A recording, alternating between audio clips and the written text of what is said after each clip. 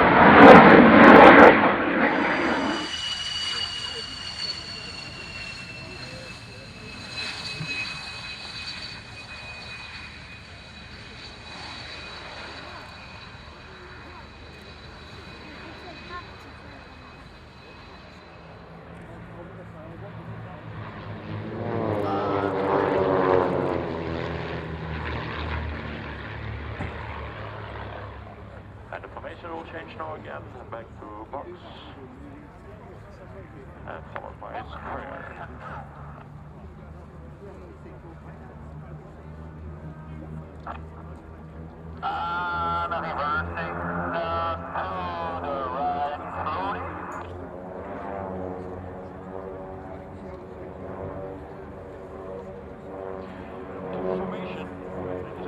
Information is flying with 4 Sierra Cadet. 124 and decimal 8. Of the Belgian Air Force.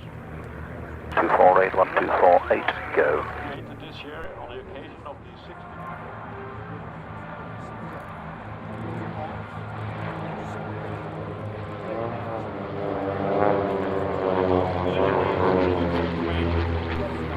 Hi sir. Next is going to be the final split. Yep. On. There's the tower, it's Spitfire Duo, holding an echo. Roger. Has sadly passed away. You may not have known his name, you may well have seen him. It was hard to miss wearing his trademark Russian hat. His name was Mark de Kassel. He was a doctor. And Red Devils, downwind to land. Red Devils, clear to land, runway 27, the surface wind 25015 knots. Clear to land, runway 27, Red Devils will land mid of the runway. Shooter, hold position to fill in a gap in the display program. Would you be happy to do your display immediately after the Spitfire Mustang display? Sure, Roger, and that will be the plan. Alternatively, Spitfire Mustang, we can give you a couple of moments of solo if necessary.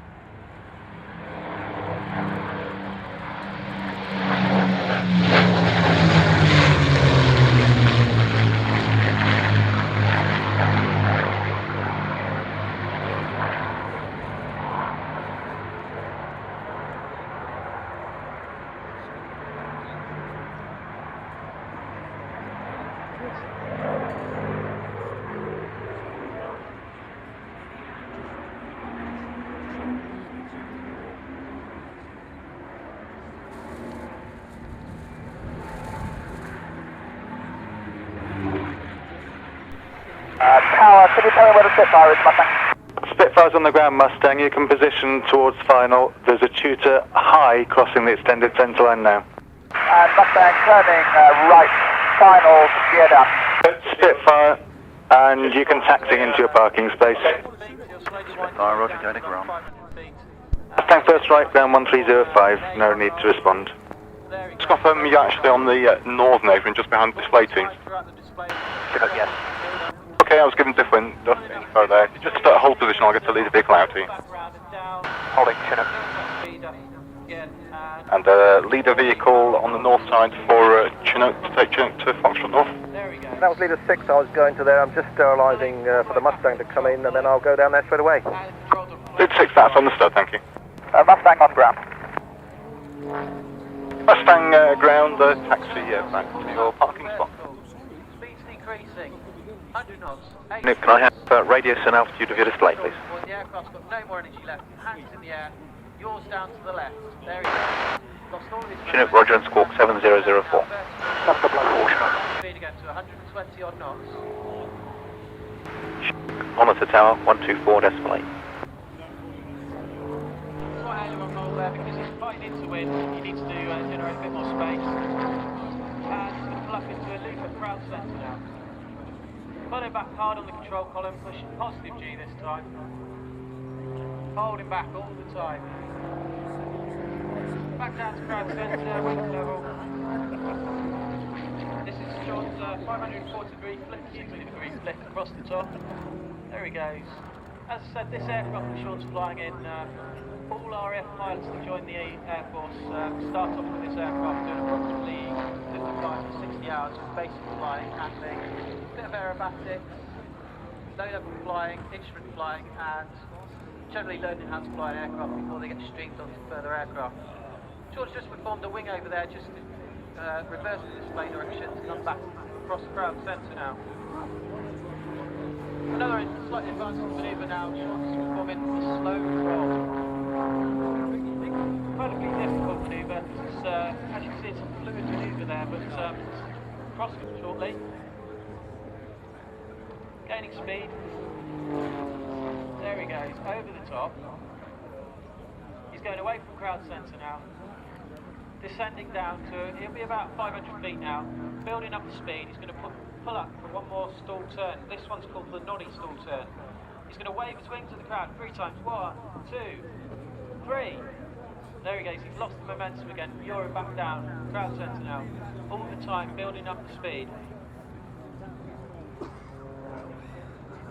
Once that speed's built up to about 120 knots again, he'll pull up for a loop. You'll see the RF roundel any time. Alright, he's gone into a match turn. There he goes, through 450 degrees, pull it back hard on the control column just to maintain wings level. Pulling more G as he does so. And as he gets back through crowd centre, one more split, there he goes, over the top.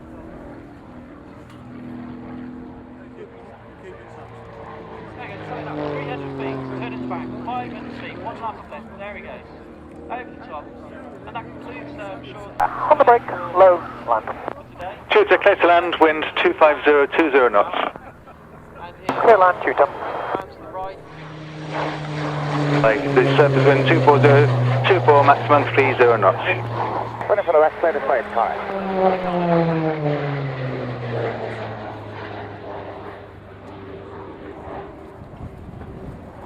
Now it looks as though we've got enough good weather for Dan to go into his full display. So the first manoeuvre he's going to perform there is the half Cuban. So he's rolled through 360 degrees before further 180 as he positions back out to our right hand side.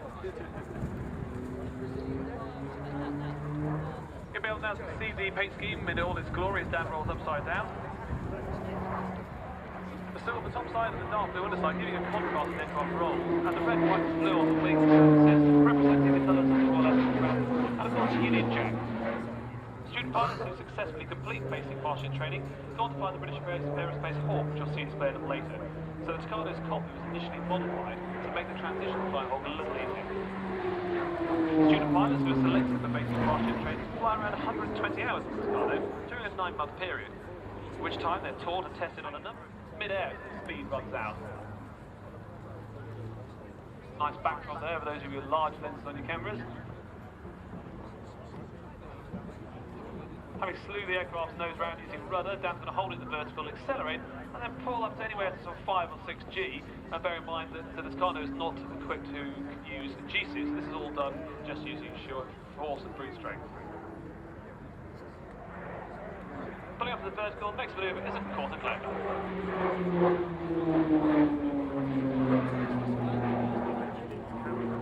Flight Attendant Dan Hayes, or Daisy as he's now known, was chosen to be this year's Tucano display pilot back in November of last year, and at the age of 25 is the youngest ever RAF Tucano display pilot. This proudly leverages the negative G capability of Tucano, and also give us a chance to see the striking red, white and blue painting. And Dan out of interest is pushing around about 2.5 negative G there, and it's not a very comfortable position to be in. This season, the Tucano display team is raising money for the Royal Air Forces Association. 3. And the These are 3 grand. Would you like me to position the Echo to connect the Tucano? latest. Yes, please. Asking some questions, please do feel free. And if you depart with some of our goodies and donations. Jordanian Falcons, Fairford grounds. Good afternoon, readability 5. In addition to support from Common and we also have Jordanian Falcons, starters approved, displays on time.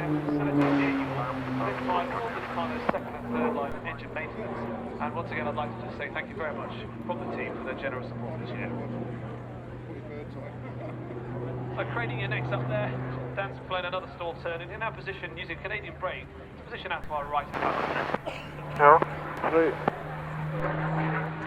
As I mentioned, RAF Lincoln on News is home of one FTS. One hosts the roll through about 5 times. However, given the strength of the wind and the length of the runway, we might be on for a new Tucano record today.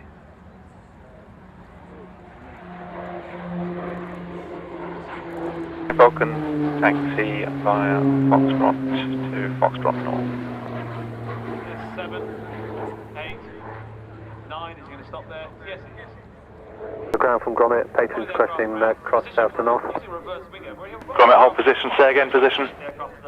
Our patrons, Grommet, roger, hold position. hold a position. From us all for the 2011 team, thank you very much indeed. Please enjoy the rest of your day.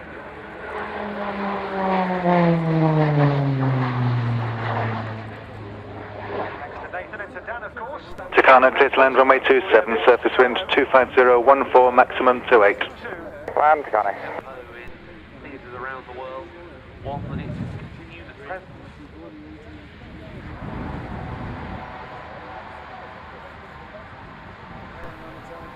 Take off to route to the south, the surface winds 26022 knots.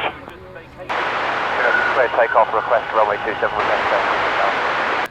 Hey, from runway 27, left turn out after the crowd then. 27 on the left turn out onto the crowd, Chinook. Clear takeoff, then turn right to route to the east of the airfield. Chinook, roger, right, east, and right in the north. Hey, from then crossing the extended centre line to the east of the airfield. Chinook, copy. Cross runway 27 now at Page. Grommet crossing 27, heard of Tucano vacating. We'll report vacating ourselves. Chinook, clear display.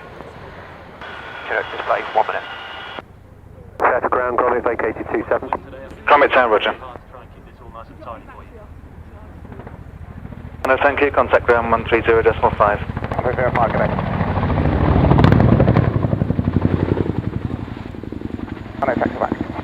Tucano ground, don't have a follow me if you're at the moment, if you're happy with that, taxi to hold short at Foxtrot North. Taxi holding short, Foxtrot North, Tucano.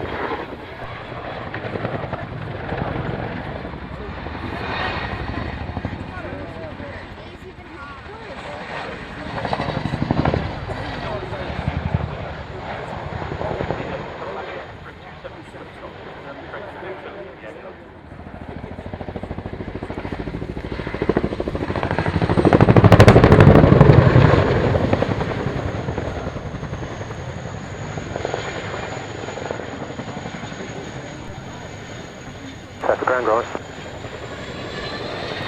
Grommet, south of ground. We've expected in the runway inspection after the Jordanian Falcons. They're going on after the Chinook. A firm. Okay, thanks.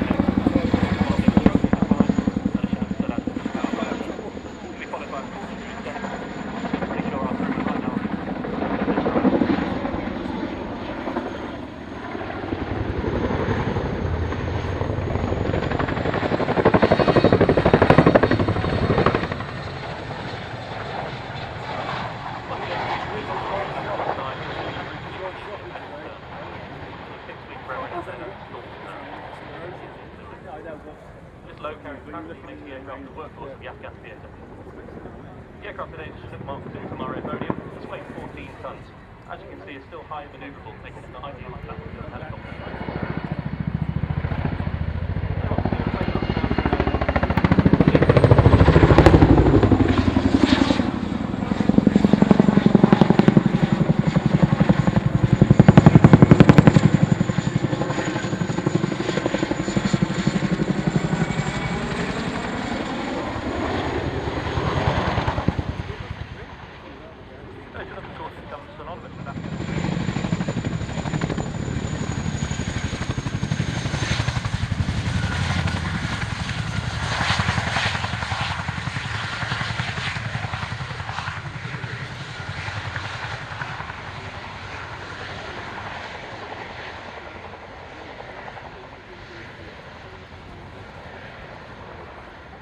Now trying to slow down the aircraft, doing what not many other helicopters can do.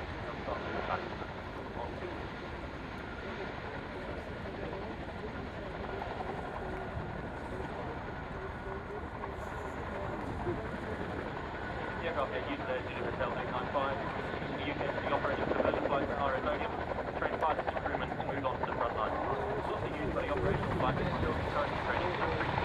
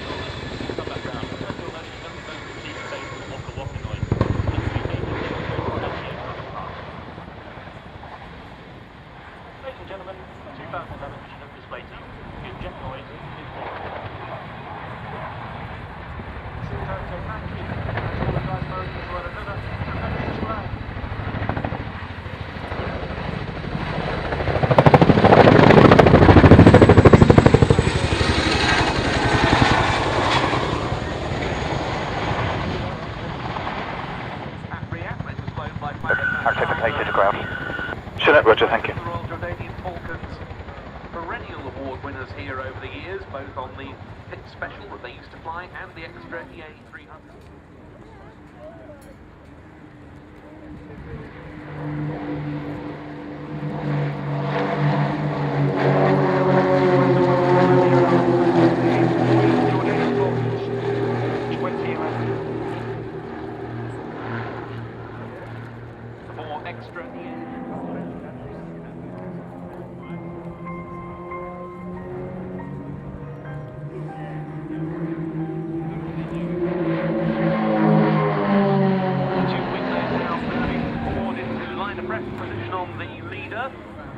And they're changing into a tango formation for the tango loop.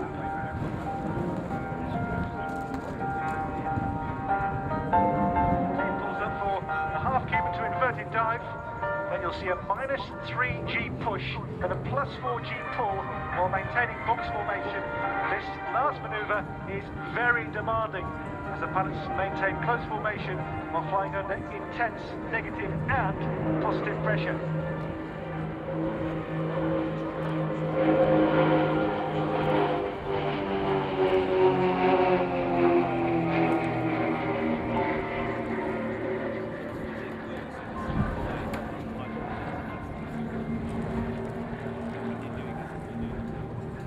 Well, that was the 3G push. This is the 4G pull.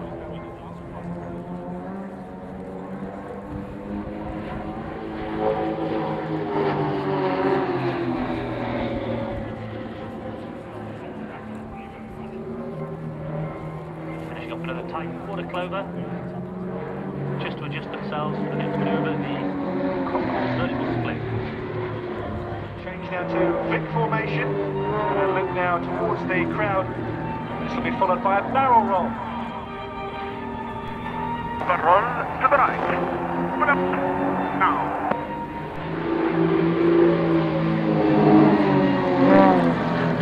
Roll.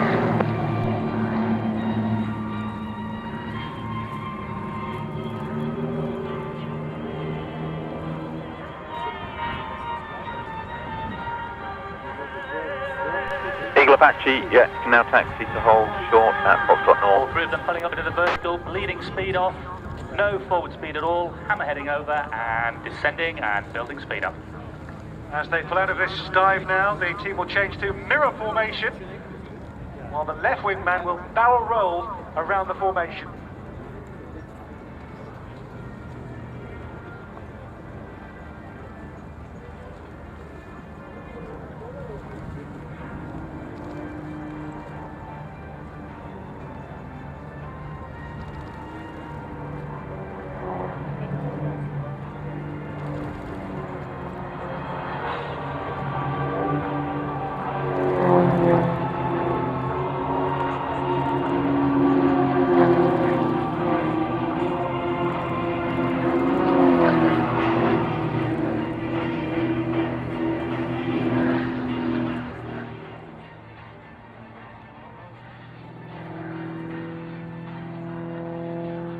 Coming in from the right-hand side, we'll see the three-ship formation coming in to perform we're going to see a half cube in preparation for the team's signature move, which is the Hashemite break.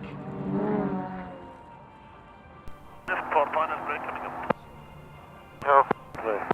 Here we go, the Royal Jordanian Falcons 2011. Park safety radio check. And this their signature. Break. Ready, go! Hashemite break. Okay, wind check 250, 2 knots. Eagle Apache. Requesting start 1 Hawk, Fairford ground, good afternoon. Start is approved, display is running +5. +5, copy, Hawk. And pressures QNH 997 millibars, QFE 987 millibars. Hawk.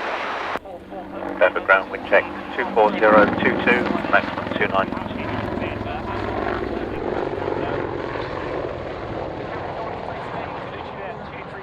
Has been out in Afghanistan and will return there again. And interestingly, is one of the cabs that has taken a bullet through its main rotor tail shaft and continued to fly.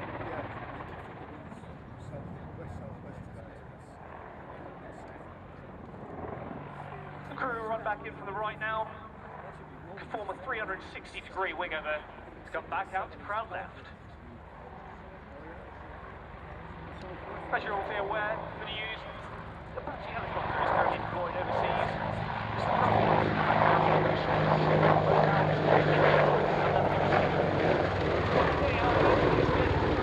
One purpose and one purpose only.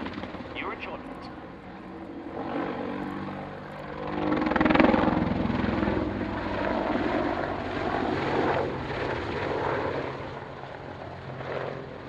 We're returning back out to Afghanistan early January. Now, ladies and gentlemen, you'll see the Apache running back in from the left to form a 270-degree wing over, the route away from the crowd centre.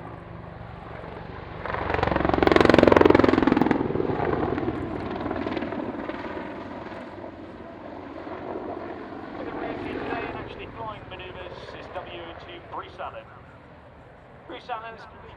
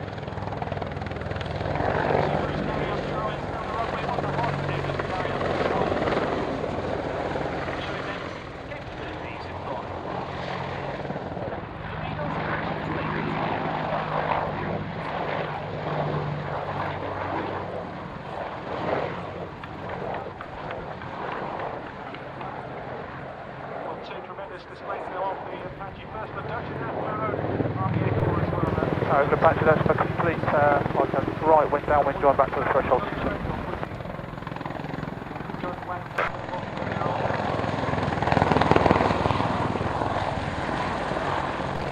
Hawk, monitor tower 124.8. Monitor tower 124.8, Hawk. Next item, which is for me one of the stars of the show. That's it. Taxi help contact ground on 130.5. Back to ground, leave the taxi then.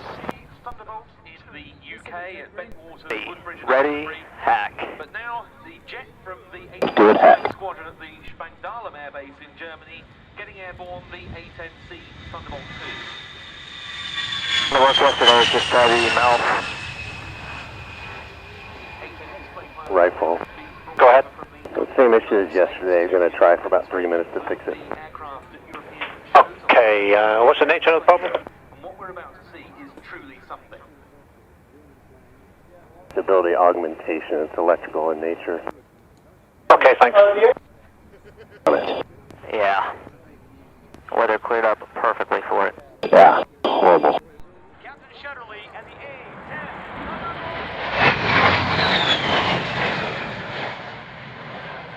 Now, with Captain Shutterly straight into the vertical, demonstrating the Warthog's power and maneuverability in all attitudes of flight.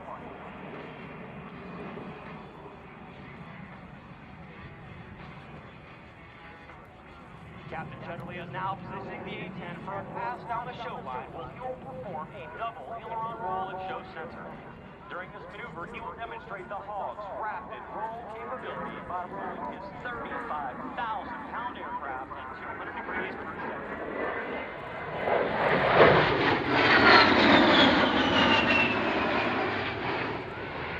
Captain Shutterly is repositioning the A-10 for a slow roll along the show line to demonstrate the Hawk's precise handling characteristics.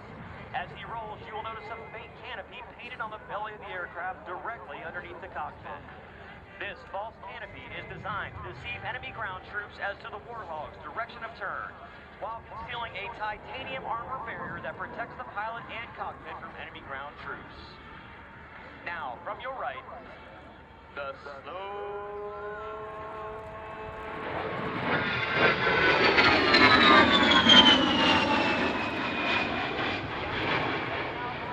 classic aerobatic maneuver, the Cuban 8. It's the A-10's remarkable maneuverability that enables it to perform its close air support mission. Twisting and turning low over the battlefield, the Warthog can deliver devastating firepower, destroying targets in close proximity to friendly ground forces. In its arsenal are a wide variety of modern weapons, including J-Hand,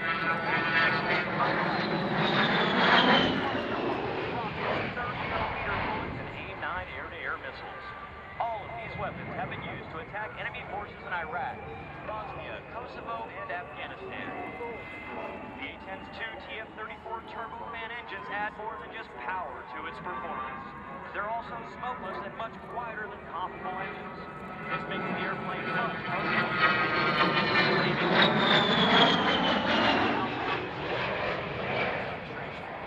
The Hawk's engines are also extremely fuel efficient, enabling it to fly more than 2,000. From your left, Captain shutterly and the high G-turn.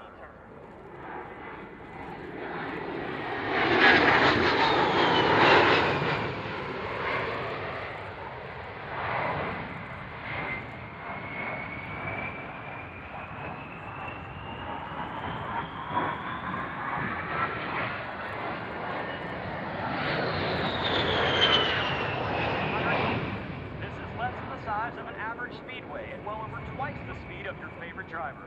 On the battlefield, this capability enables the Warthog to turn quickly and evade enemy air defenses. Captain Shuttley... Just like this one are providing close air support to coalition forces supporting today's joint fight.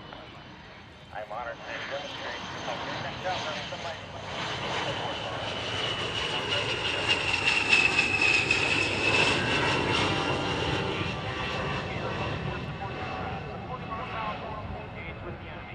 These forces usually include an Air Force joint tax. That's probably what they've done. Coming into land, right? Might get a good photo of those down.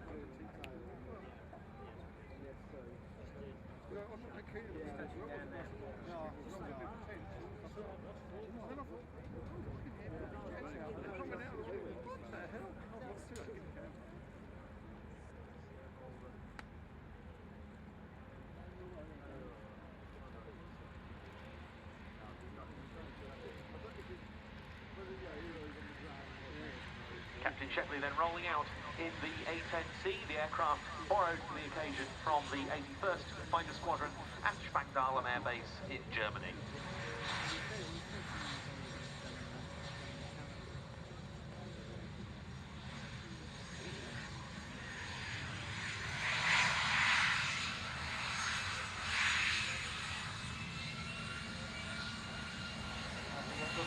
Right then, see another aircraft with the nose boat. That's the Royal Air Force 4, which will take off and then go and hold before coming in for her display, flown this year by Flight Lieutenant Jules Fleming. Before that, we've got our contribution from the French Air Force in the shape of the Rafale C. Val Fairford, line up 27. Wind check 250, 14 knots. 021 knots, clear takeoff display runway 27. For the team, again, Rafale is just...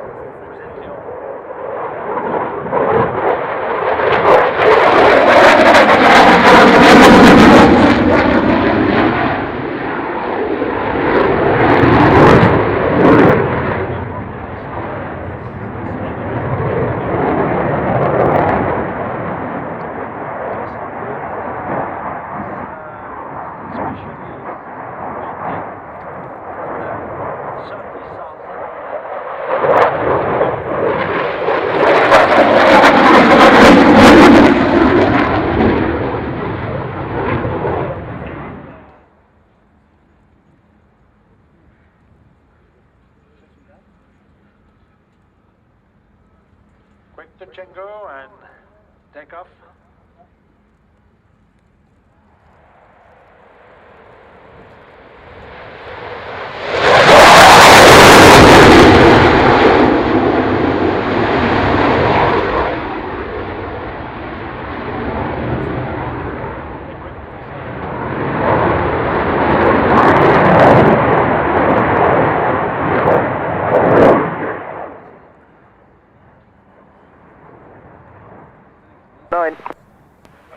umbrella blow across the runway. It's going away from the runway now, your side. Are you able to intercept it? Yeah, I'll try and find it, yeah. Ground lead right, that's the second one in about the past 10 minutes, so mainly synchronised on umbrellas across the water. Yep, will do, and we'll just get some compensation to broadcast.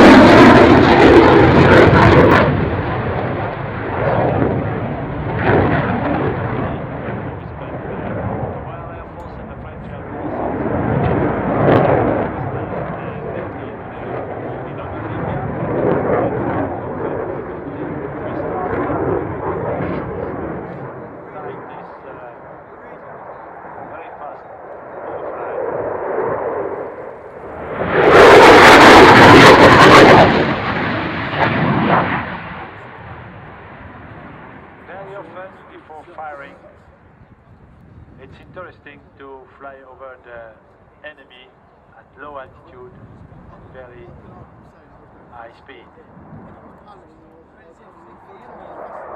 New IG power roll.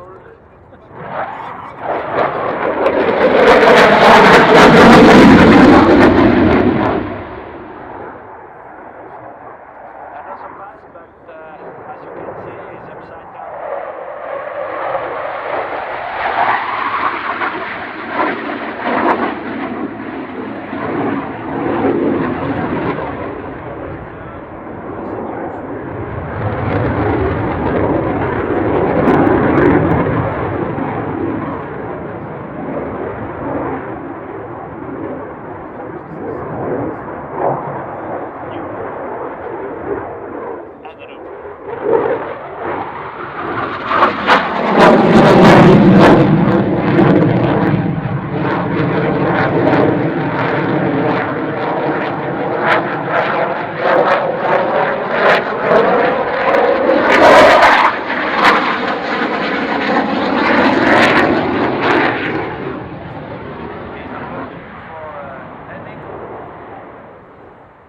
Not a very orthodox method. The top of the loop, we will put the wheels down for a full stop. This wind is 26023 knots, runway 27 clear to land. I copy. Just off it. Chief, and you know that it's probably the only wedding with 3 people is possible in the aviation. You must have a pilot, of course, an aircraft. Umbrella is stuck in the grass just near the Charlie signboard. It's a blue and white umbrella, but I guess it's an on-foot job. And Leader 7's on my way to Charlie North. Leader 7, roger, thanks. Before the first trip. It was, ladies and gentlemen, the presentation of the Rafale of the French Air Force, and he will be back tomorrow. Because tomorrow we expect to have a very sunny day. We certainly hope so. Here, Alan, I want to thank you very much indeed. It's worth mentioning very quickly before the whole run. Is 265 at 18 knots, clear takeoff 27 and depart to the Sunny Hold. Clear takeoff and apologies, I was going to the Bryce Hold, Hawk. Understand to the Bryce Hold, roger. Hey, Ben. Sorry about that.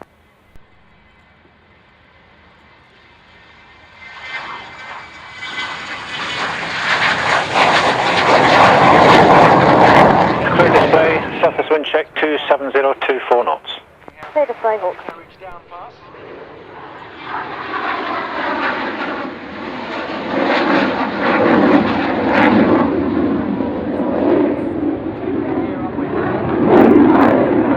To go out onto the grass to get the umbrella. Leader 7, that's approved. Okay, I'm just going out to get it now. Roger. sometimes. She's doing a very good job increasing the PR for the Air Force and showing that anyone can do this job. They really can.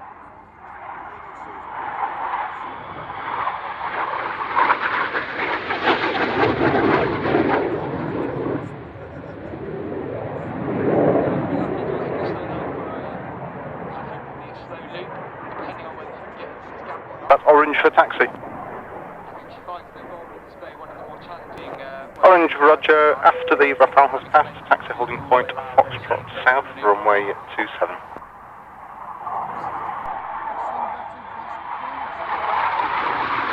Lead 7 ground. 7 Charlie North, if you want to take the walk back to red when she's finished. Lead 7, affirm, Charlie North, thank you. Orange, hold position, and monitor Fairford Tower 124.8. Joining to get into this station out of the full display pilot. Jules joined the Air Force straight after a gap year after school. She didn't go to university. She did her... Oh, great, lad. Oh, roger, report final. Oh, Delta Land 27, wind 270, 18 knots. We'll of course see 9 more Hawks when the Royal Air Force Red Arrows take the sky later on. Always a great cornerstone of any great air show, seeing the Reds. Their slot at present scheduled for 15:30, 3:30 this afternoon. If you look to the right now, you'll see a very brightly painted orange and black jet. That's the display jet, the F-16 of the Royal Netherlands Air Force, flown for us here by Captain Tobias Schutter, call sign High-Tech. His team once again have created a magnificent display of the unique capabilities of the F-16. There's 25019 knots, runway 27, clear takeoff and display. High-Tech Schutter in the Royal Netherlands Air Force F-16 solar display for 2011.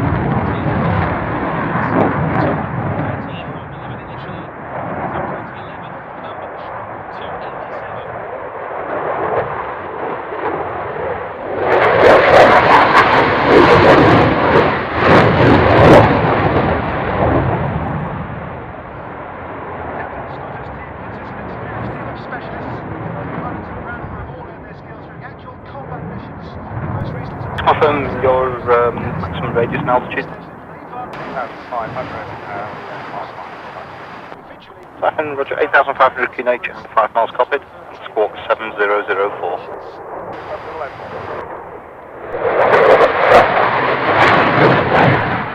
On departure, climb straight ahead, flight level 50, passing 2,000 feet, turn right, heading 340, cruise journey 0882.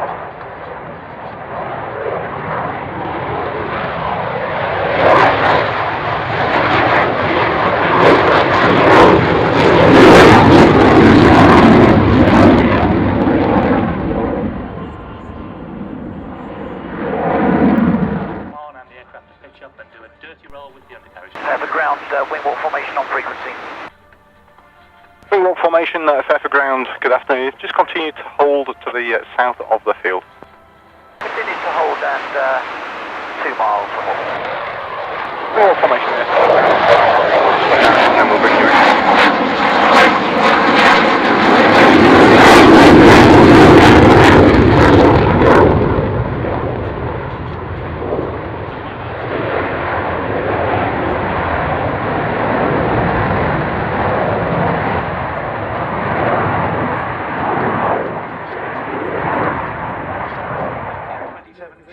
Routines, and we mustn't ever forget the grasshoppers on their Alouette 3 helicopters. Yeah, remember that from my very first show, 20 years ago, 1991? Yes.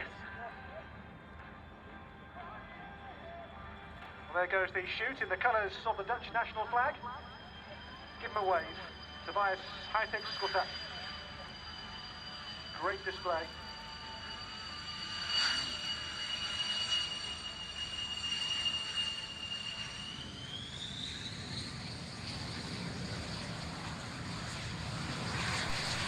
Zero 13 knots, runway 27, so take off and display.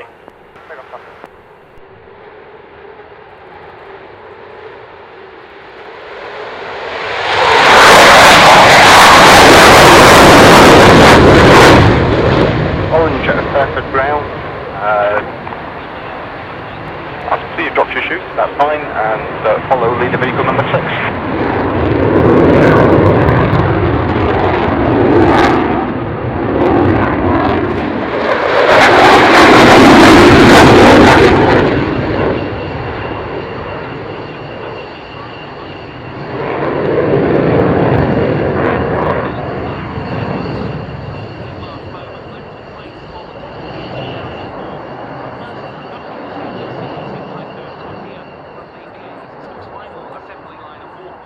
Catching out left for 27, QFB 987. Carrying out all aspects of tactical.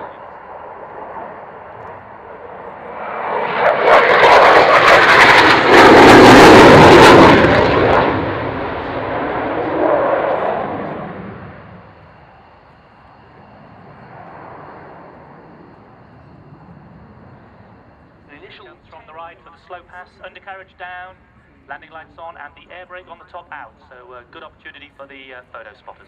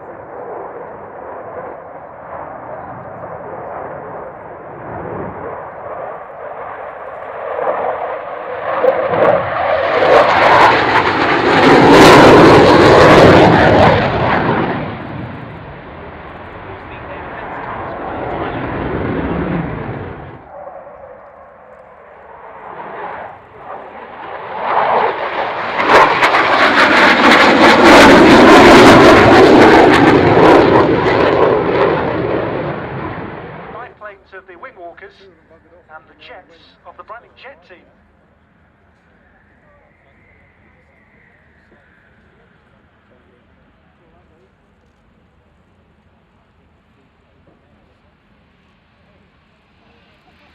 A combination there of braking from the chute, from the air brake and the nose up to the aerodynamic brake. That Typhoon is going to slow down pretty quickly.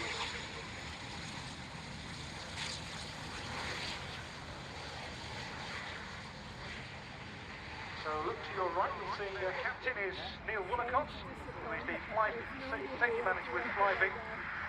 flying for 27 years with a background in the Royal Air Force. His first officer today is Captain Philip Pike. Who's hold at Foxtrot North? Contact Fairford Tower 124.8. Come in, hold Foxtrot North to Tower 1248 for now. We'll start 3, right, 7, 1.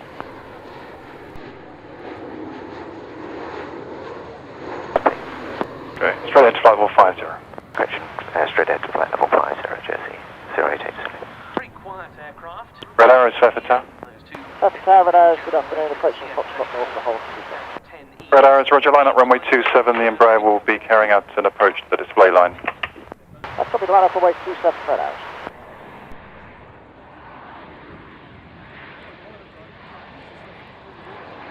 Display takeoff, coming left. Yes! 123.550, good day. 123.55, good day, Jersey. 088, Zulu.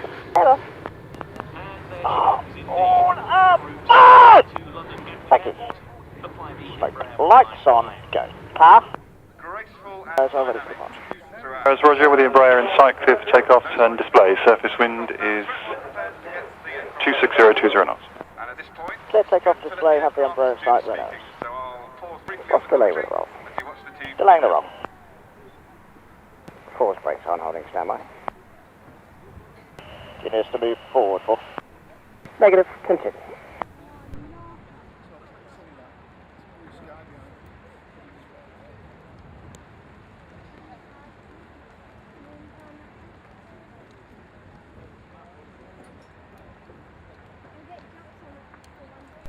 Rods rolling now.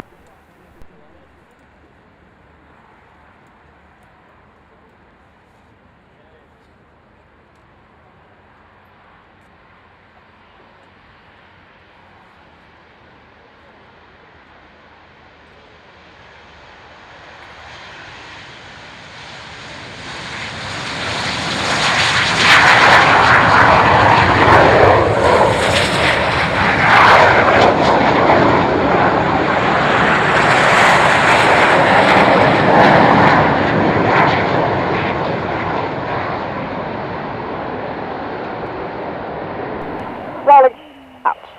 5 hours. Go. 9. So starting 4. She was only supposed to stay for 2 days. Let's tell her on. Go. 8 and 9. 4. Go. Sorry. Up.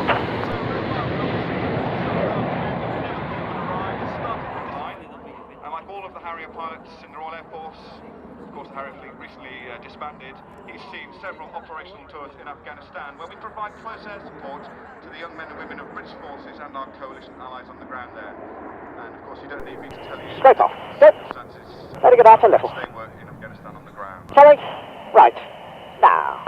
Bear's not only a very experienced pilot, both in the Harrier Force Holding and the bank. but he's a very Now. keen sportsman. Tight. Good runner actually, and a pretty decent kite surfer. Big He was question. able to Good. practice kite surfing during our 9. stop training which takes place at RAF in Cyprus. 6. I have to say, he did reach a reasonable standard this summer as well. Okay. Let it get out a little. Vixen formation. This is a wide formation. Letting it and therefore out. challenging, particularly Rolling. for pilots on the Out. outside of the formation. And on the left wingtip of our big Vixen is Red 9, Flight Lieutenant You Dave think? Sennett, Up. one of the third-year pilots. Straight on. Good. And roll. So as Red 1 calls for the roll to commence, this is the big Vixen roll. Red 9 on the left-hand wingtip there. Holding the bank. Now.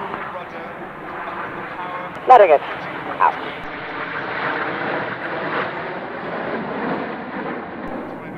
Typhoon. Good. 2. 3. But of course now the Tornado is serving operationally in Afghanistan in replacement for the Harrier.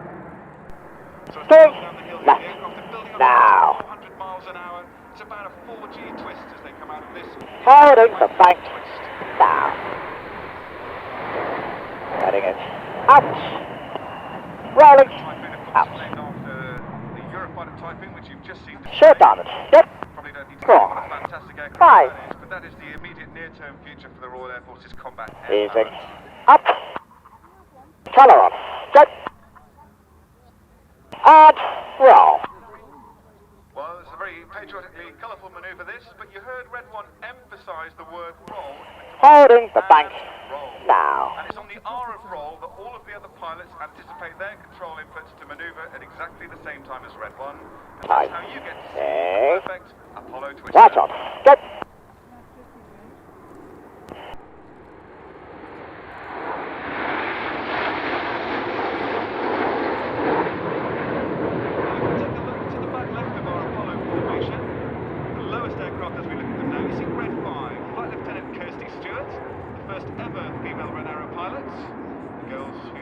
And roll. Kirsty's in her second year with the team this year. Going rolling. Joined the Royal Air Force pilot by her father, who was a navigator on the Tornado GR1.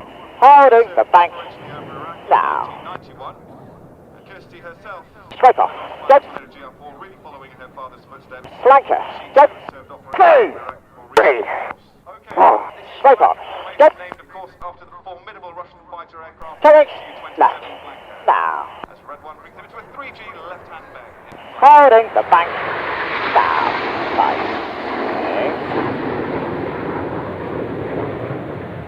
Straight off. Go. Letting it out a little. Eagle. Go. 4. 5. So Reds 4 and 5 acknowledge the change to Eagle. Smoke off. The first aircraft with its smoke on that we see is Red 4. Flight Lieutenant John Egging, known as Eggman to us. We're not the best at thinking of original nicknames in the Royal Air Force. And Eggman's the second of the first-year pilots on the team this year. Eggman joins us from the Harrier Force, and his frontline service was with the 4th Squadron. Straight on. Yep. Squadron. Again, another man with operational experience in Afghanistan. Right. He's a keen runner. He was on a running with his wife Emma, but we all know that she's a faster runner than he is. Actually, she's watching him today. But ladies and gentlemen, the team passes now in Eagle. Straight on. Go. Straight on. Go. That's rolling. Straight on. Go. Again.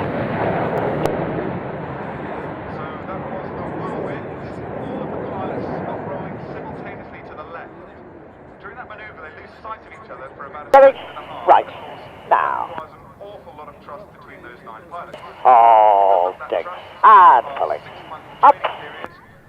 Throughout the winter and spring, flying 3 times a day, 5 times a week. Red Heart, boss. Wind still 240, 15 to 20. Red Heart covered.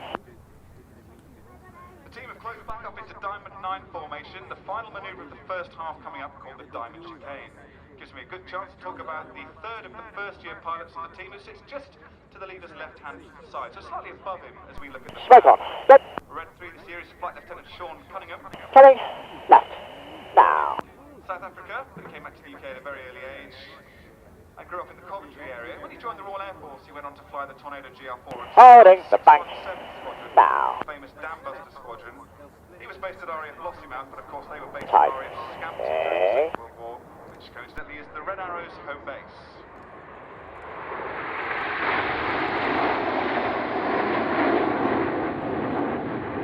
So Sean there just left the leader making a Letting nice it job of up. the Diamond Chicane. Sean In it. Back. Back. Go.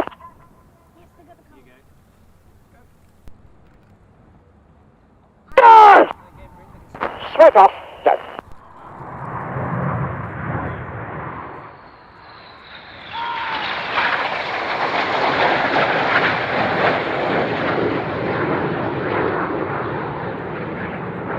With that manoeuvre, the aircraft just 100 feet above us right on there on the left is to fly a predictable 6G bend here. And Red 7, crossing now, putting his blue smoke on the left, has the job, a contract for avoidance. So Blanky's not only flying a 6G bend here, 100 feet above the ground, he's really working hard here as he and Monty complete the carousel. What? Rolling. Break. In it. Back. Back. Go.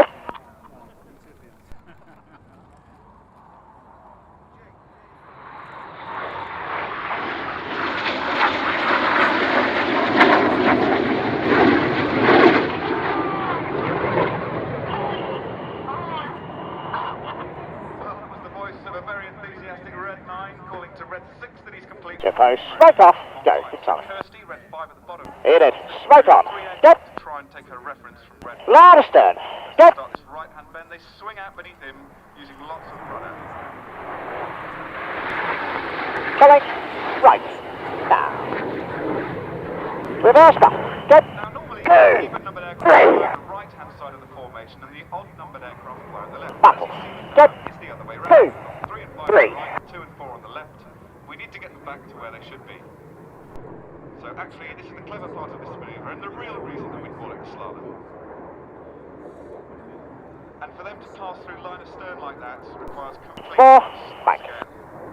Even for an experienced pilot to watch this Colour on. that's quite an eye-watering manoeuvre. Tight. So once again, the blue smoke comes on Got the surface with please, fine. the slalom. Letting it out. Rolling. Out. In it. Smoke off. Go. Jippo. Smoke on. Go. Good timing. 8 and 9. Oh, go. Jippo. Split.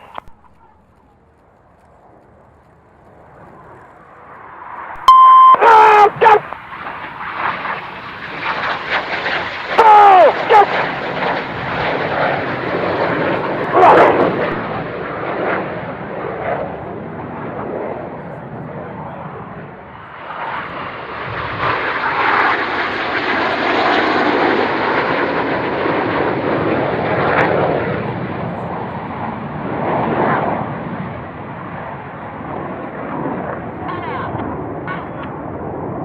The next voice you're going to hear will be Red 5, Kirsty's.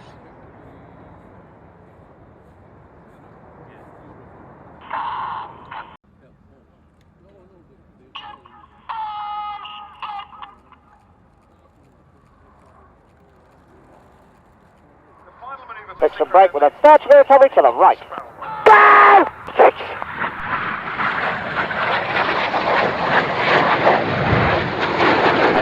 Right. Right. Go. Ladies and gentlemen, the very British Red Arrows. And you might as well listen to the pilots on the radio.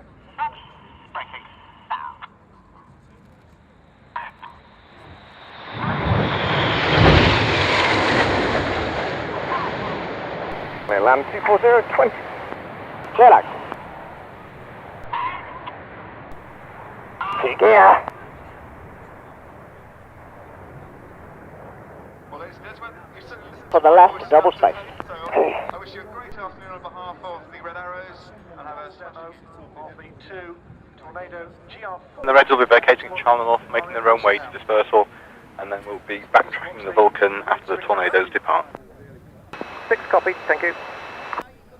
And Fred Tricolore display now running 9 minutes late. It's runway 27 in use. The QNH 997 millibars, QFE 987 millibars.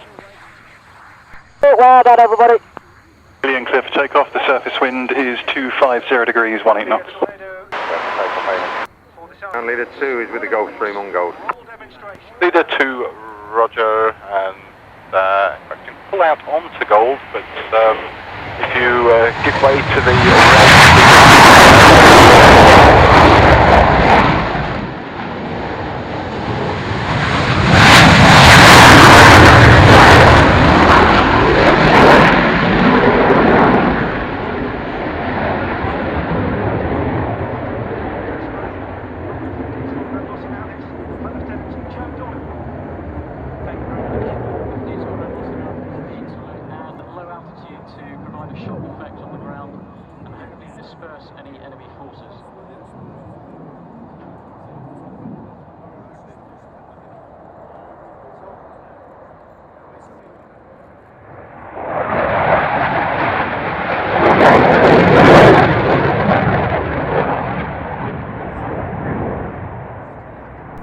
Jet back in, we'll then do all the other procedure on the safety points back at the hotel. Okay.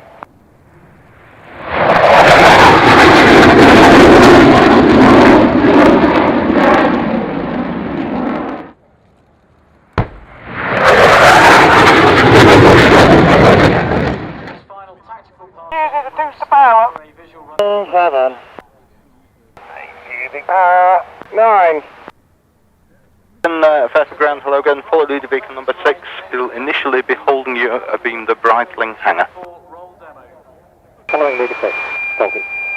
Leader 6, did you copy that? Copied, holding him abeam the Breitling hangar. That's correct.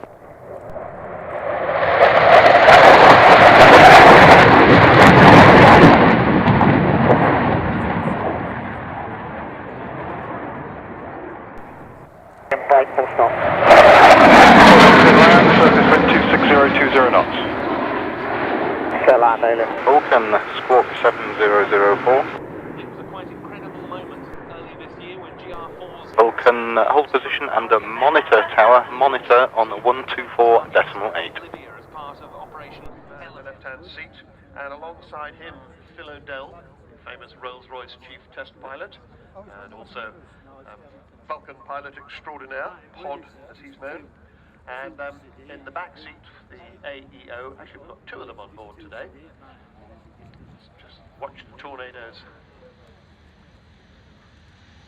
landing.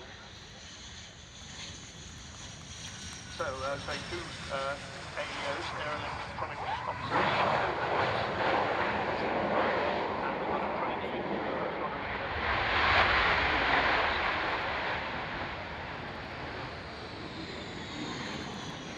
An aircraft, Sean, which relies on us, the public, to keep her in the air.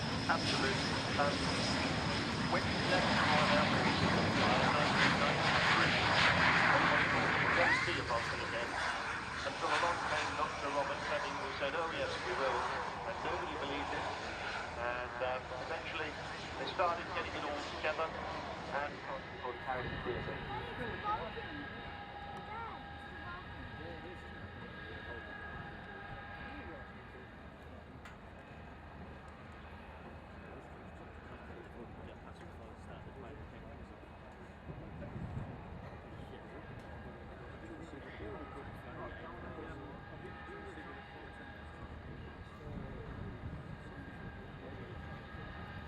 Northwest, not above altitude 2,800 feet.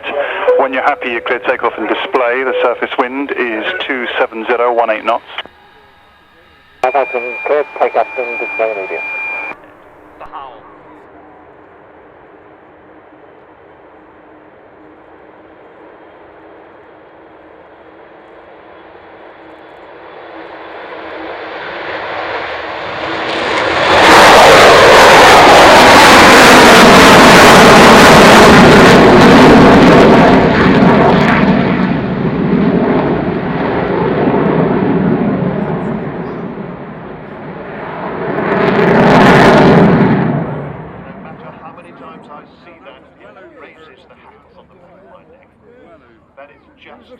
Stunning. There again you get that slimline view of this aircraft.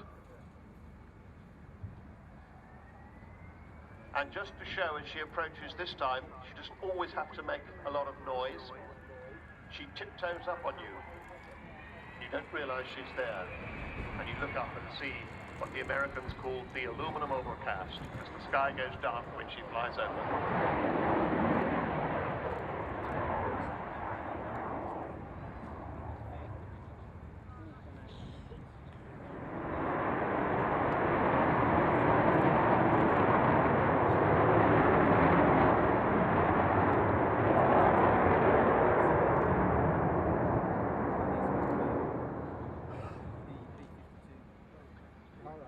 Now then, as she comes back in towards us this time from half right, this is when they'll be opening the bomb doors, so please be ready to wave.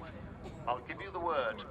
Of course, the conditions are absolutely perfect for this because the light here is lovely with this beautiful blue sky and the puffy white clouds. How different from this morning. How lucky we are when the weather situation suddenly improves.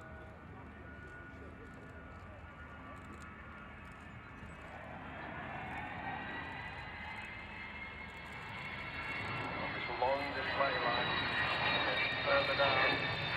All doors opening.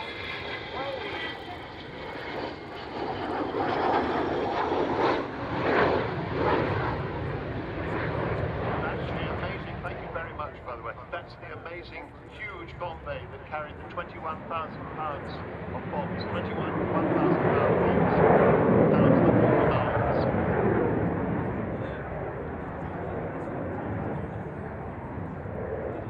On that amazing record-breaking trip at the time in 1982, it was the longest bombing raid in history. It's as far from here to Santiago in Chile, and it involved the whole of the Royal Air Force's air refueling capabilities with Victors and other Vulcans involved. But they got all the way there and back, and they dropped those 21 1,000-pound bombs on the runway at Port Stanley. They hit the runway with 2 of them.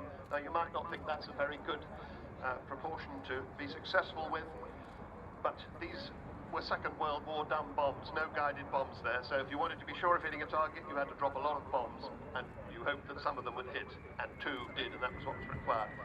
Bomb doors should be closing as she comes around this time, but you just get the last look at the size of that bomb bay, and Phil Davies in the AEO seat at the back is just about to operate the switch, and there it is, the bomb bay doors closed.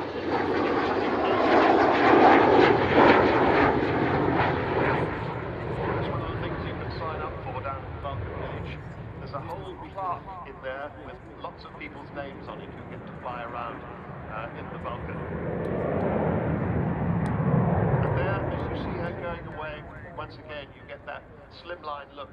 One of the reasons she turned out to be stealthy, I discovered the other day, and it's been proved that she is, because in the red flag exercises with the Americans, they found it very difficult to pick her up on radar, despite her size.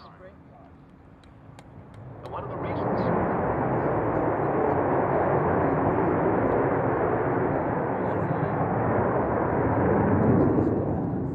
I knew he was going to do that. One of the reasons it turned out to be stealthy is because she's curved. Lots of curves on her and no vertical surfaces, and that's what the P-2 is the same.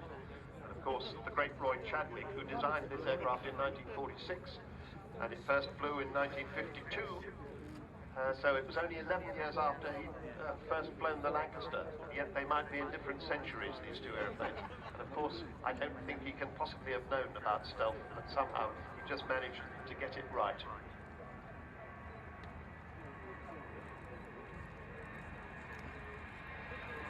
I think he's going to make a noise.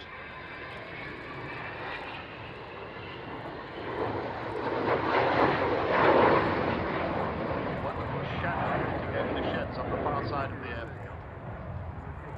Triangular shape. Well, not quite as much noise as I thought this time.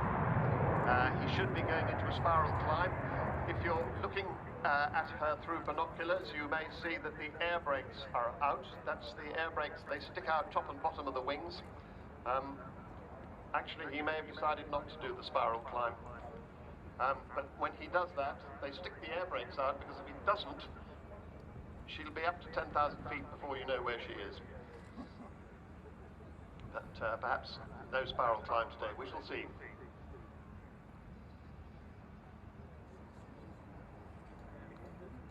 We were saying earlier that we're hoping she's going to be around for next year. I can see the air brakes out now, because she's going to, we hope, take part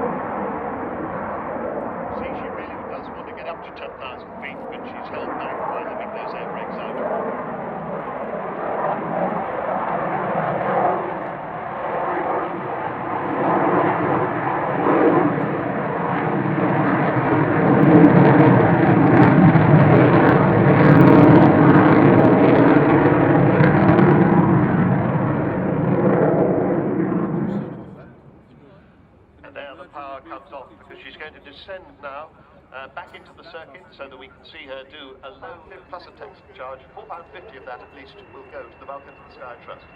So here is Kevin and Pod bringing her in off the low overshoot, bringing the gear up again.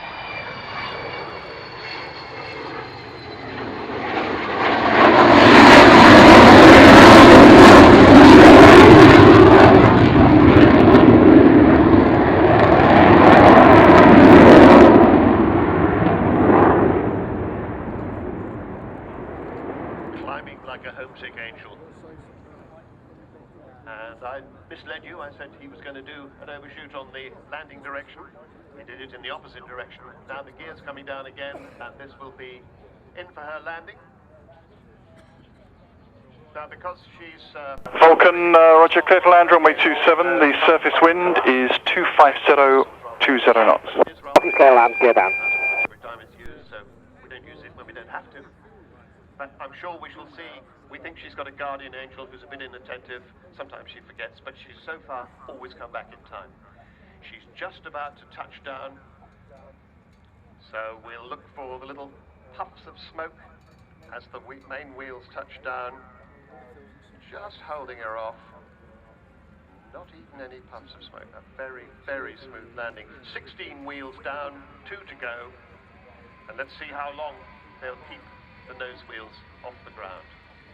Slowing down, looking like some great, enormous, prehistoric creature. How beautiful. How absolutely spectacular.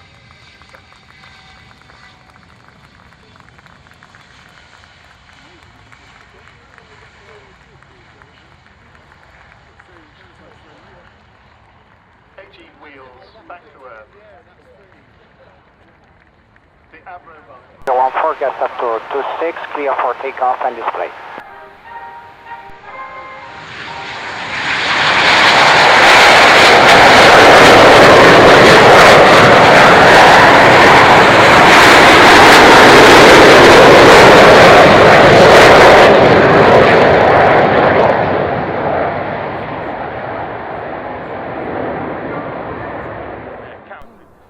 Copies 1720.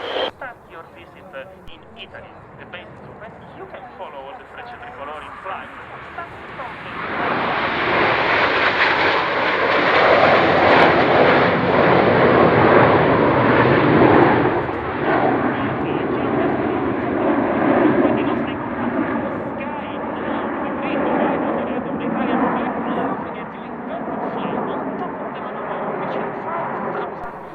In the picture, once we got the Spitfire on frequency, that's probably too big a delay, certainly for the Hurricane. I'm not short of fuel yet, but I will be after 20 minutes later.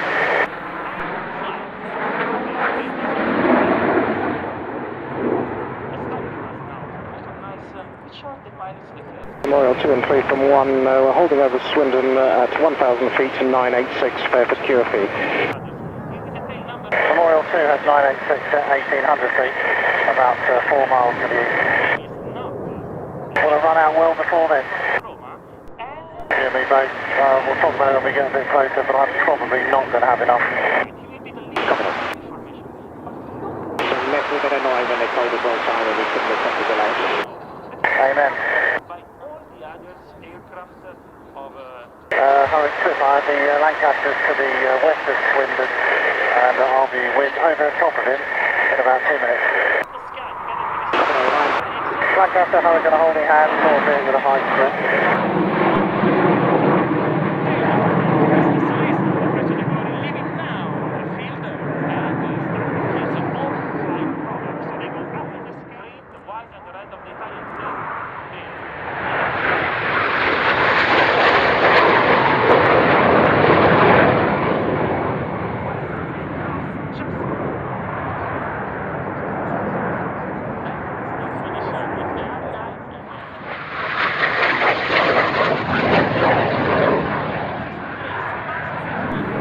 This is the Hurricane plan. I've not got enough fuel to even start with you guys. Otherwise I'd have to land at Fairford and disrupt the display. So my intention is to divert to Kemble shortly.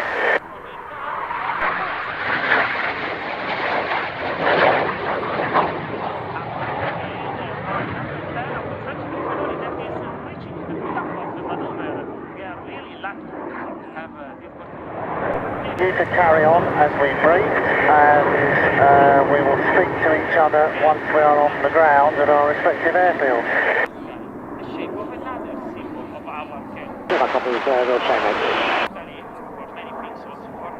At this rate, if we're not on until 20 past, I'll only have 10 gallons of gas for the entire display. Right, I'm minimum. I'm in more than hour 35 already.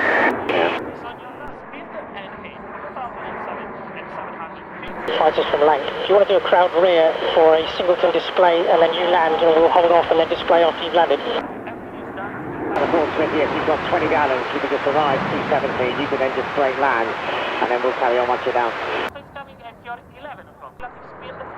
got 23 gallons of usable fuel left, and we're not on for another 18 minutes.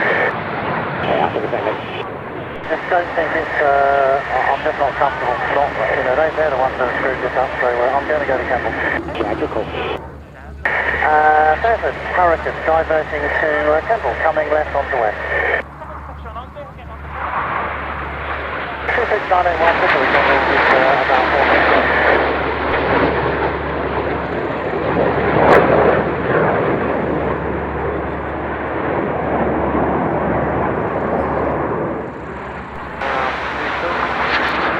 Negative, we're about 19 minutes over. Enough copy.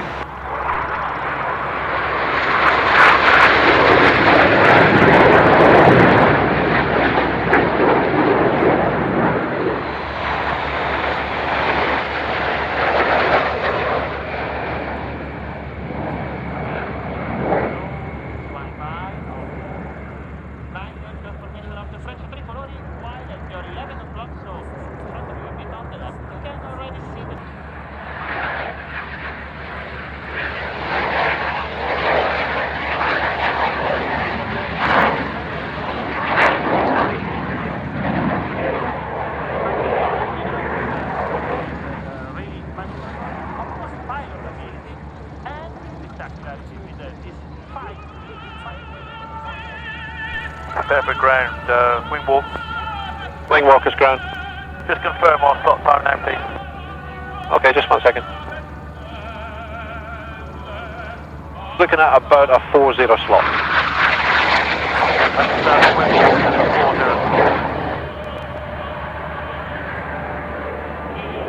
40. Check in. 2.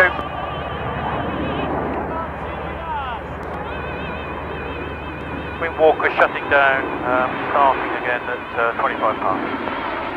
Roger that. Wind, please. 258 degrees, 24, gusting 26. Copy the wind, we'll report to land from downwind. Roger. It will be run in and brake. Roger, cleared for the run and brake.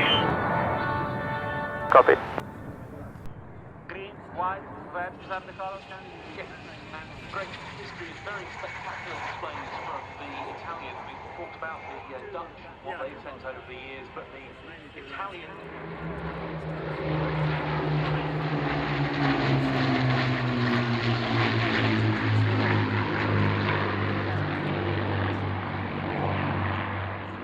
So what you see in a minute, the Spitfire completed off the first of those two displays. And whilst the aircraft are flying their displays, I'll attempt...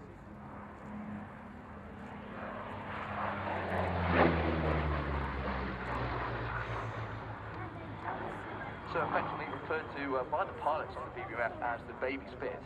P7 is the oldest airworthy Spitfire in the world, and it's the only Spitfire still flying today to have actually fought in the Battle of Britain.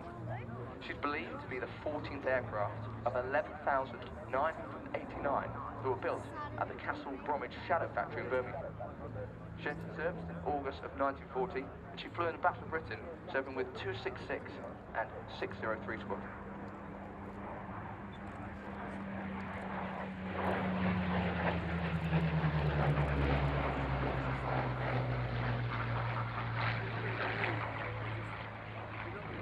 Having survived the war, P7 was actually sold for scrap to Messrs John Dale in 1948 for the princely sum of £25. Fortunately, the historical significance of the aeroplane was realised, and she was generously presented to the RAF Museum at Cologne.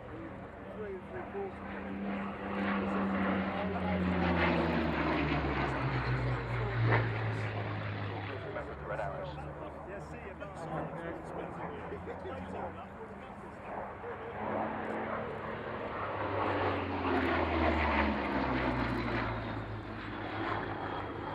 He also flew the F-16 for 3 years with the Royal Netherlands Air Force, and has amassed over 6,000 flying hours in total.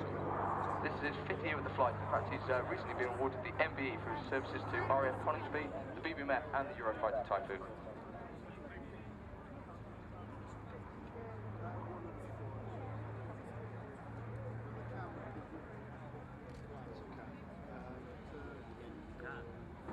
Ben, we're going to have to swap that lens out.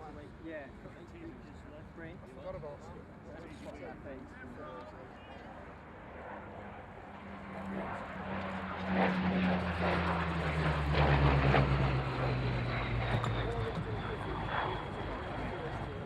So as those elegant light its ultimate success, it played a major part in achieving victory in World War II, and he truly deserves to play probably the most successful fighter design ever, certainly the most famous and charismatic of all time.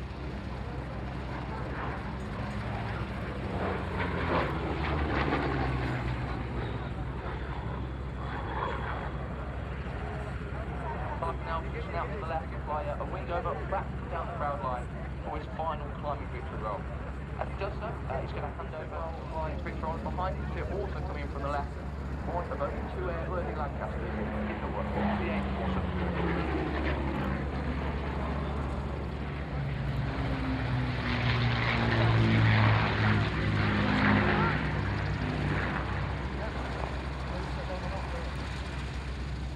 Lancaster was built just too late to take part in any hostilities in the Second World War, and as such, it was assigned to photograph reconnaissance duties before being used for trials of new wing designs.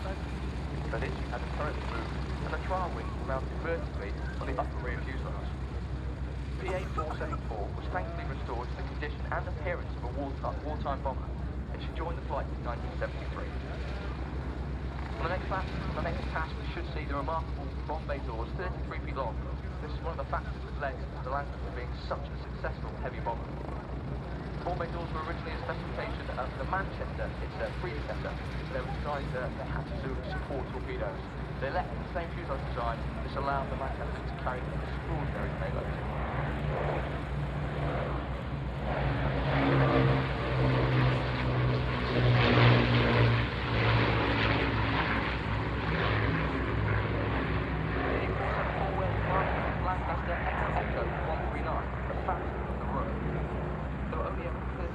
Lancasters that each completed.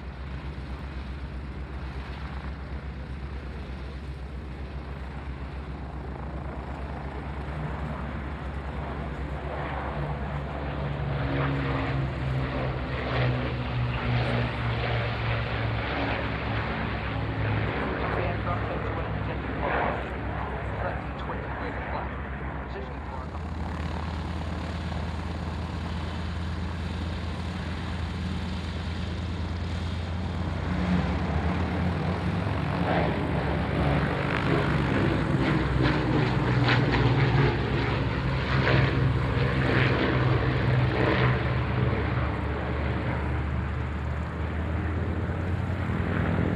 This bit overheats quite a lot. How fast, Charlie North?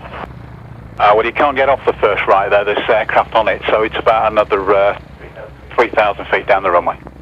Copy. You could have told me that. It's one of just 2 airworthy Lancasters in the world. The other one is with Canadian Warplane Heritage across the Atlantic. Royal 3 Spitfire vacates.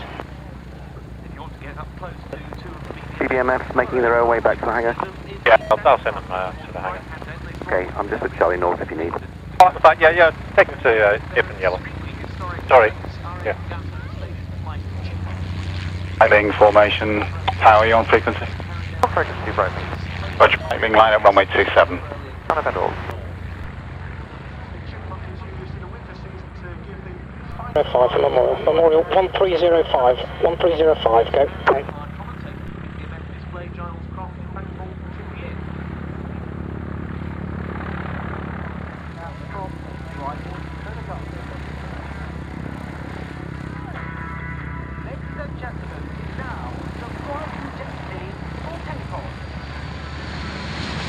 Wingwalkers, just to confirm you are clear takeoff runway 27 and display.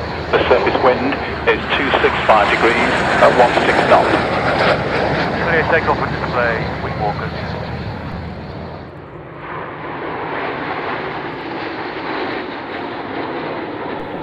Ground India 2159, good afternoon. India 2139, Birmingham ground. Fairford.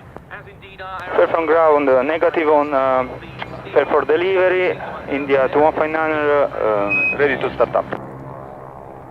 India 2159, roger, stand by, and I will call you back. I will check your flight plan.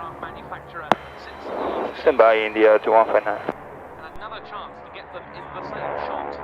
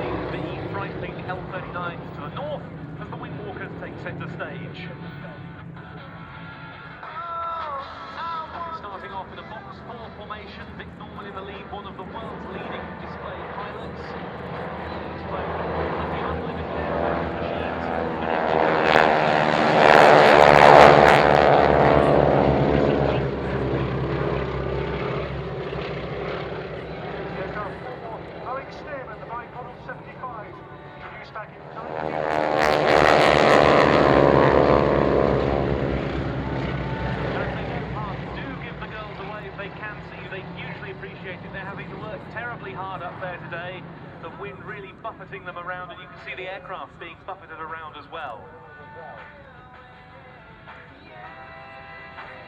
First Wingwalker and the first player splitting in front of us there.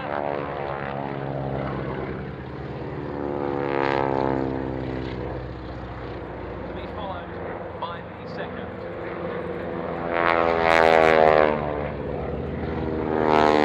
For the first of the opposition manoeuvres.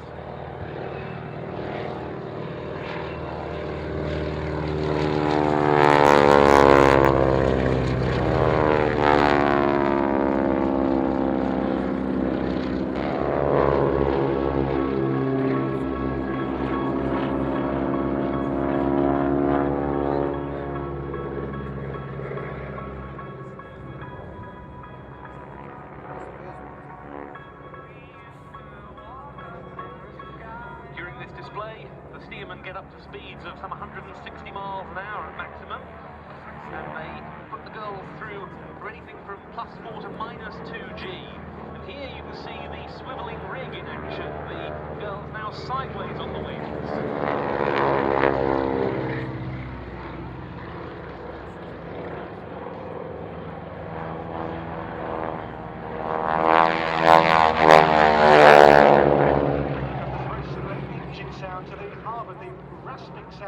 As they tip to the... Doing the stream bump. Okay. And then we're positioning to land. Like off Fargo. Just extend slightly, mate.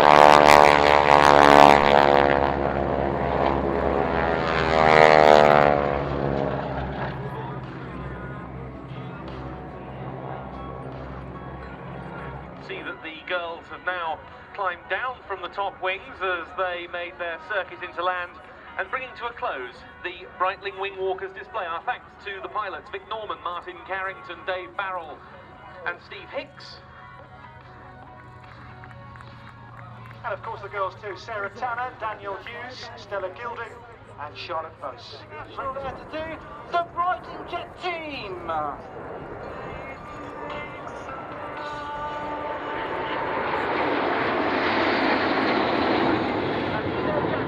The team to form the Black Diamond.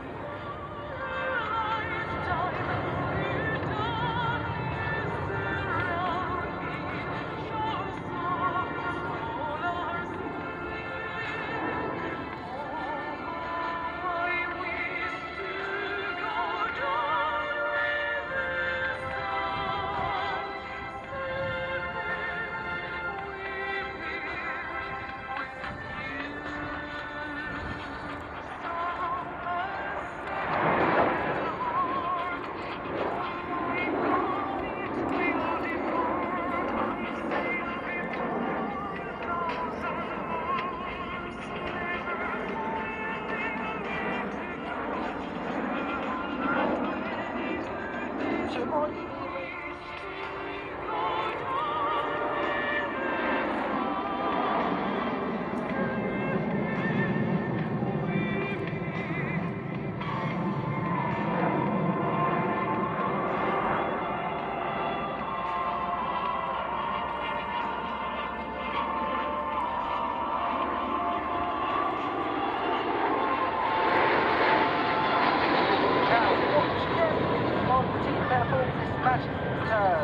the jets are now going to slip into the Blackbird formation.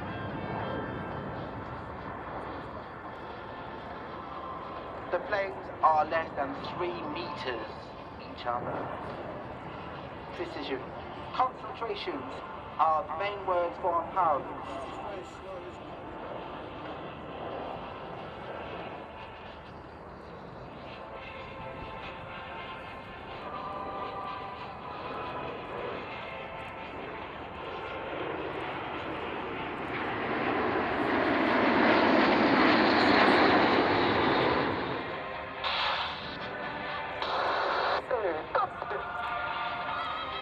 Breitling 6 and Breitling 7 have now left the formation, and the team continues the galactic crossing.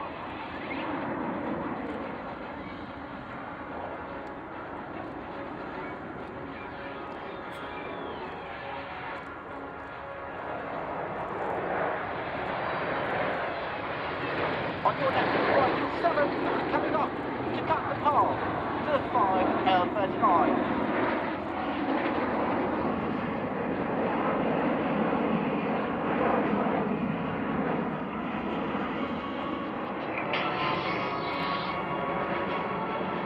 Gentlemen, now we're coming to the second part of our display at 15 meters from each other. Let's go!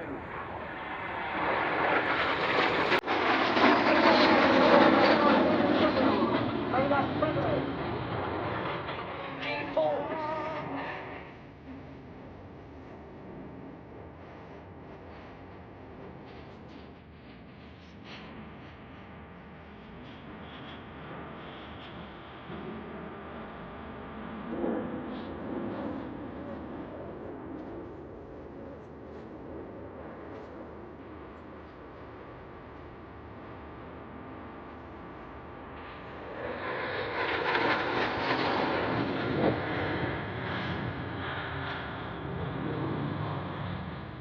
Now, ladies and gentlemen, on your one, at 2 o'clock.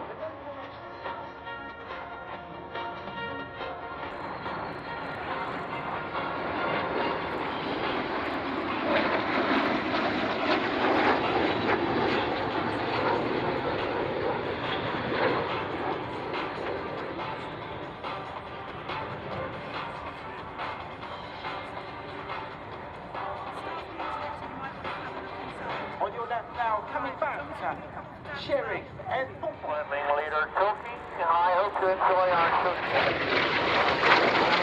No better than this morning. Expect to see you tomorrow. Bye.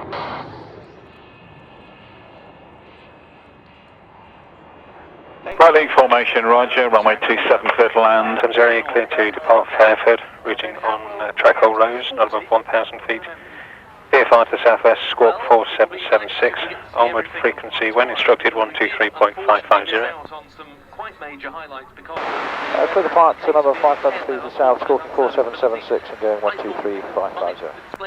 No, 170, just say that height restriction is not above 1,000. Yeah, not above 1,000 feet, 170. 170, all correct, call me ready for taxi. Okay. That's got 824 Fairford ground clearance when you're ready.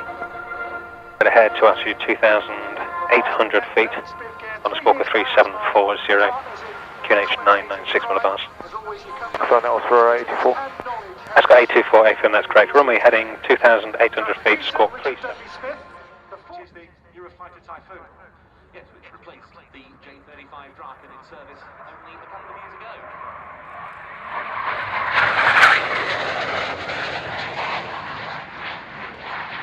Train replaced the F-5.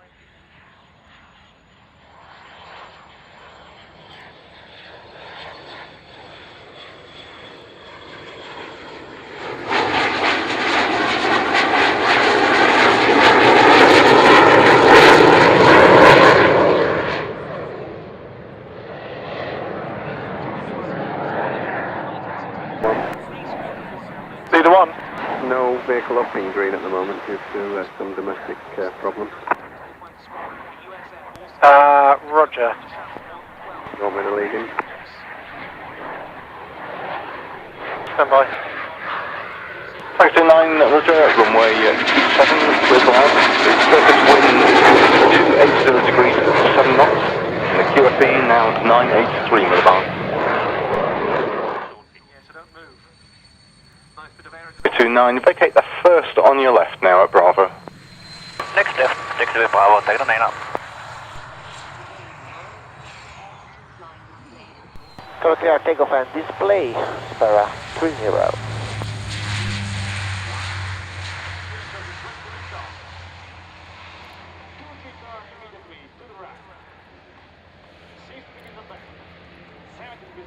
And accelerating through 160 knots.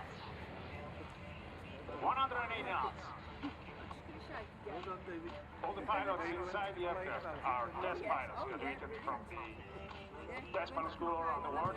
Major De Luca is actually graduated from National Test Pilot School in Mojave. 3,000 flying hours. Major Ferrari is an U.S. Air Force Test Pilot School graduated and is now performing full Snyder turn. 3Gs on the aircraft right now. Accelerating to 140 knots. This is a full aileron roll from a 70,000 pounds maximum takeoff weight.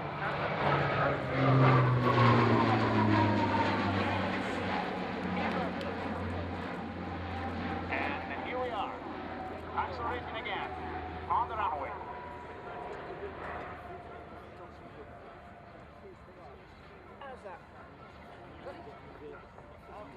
You can imagine how the chatting inside the aircraft is going on. Major De Luca asking for power.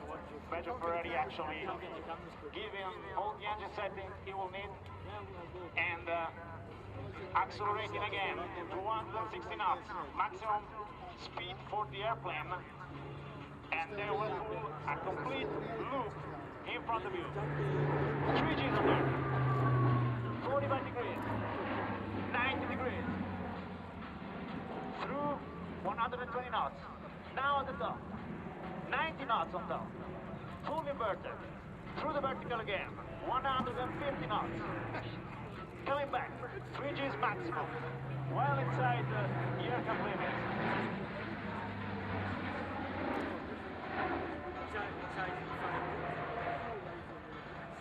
And you wouldn't turn in a normal way the aircraft. We are doing a John Derry turn right now, coming back to the display line. You probably can see the spoilers and the ailerons moving on the wing, which will give a pretty high roll rate for the aircraft.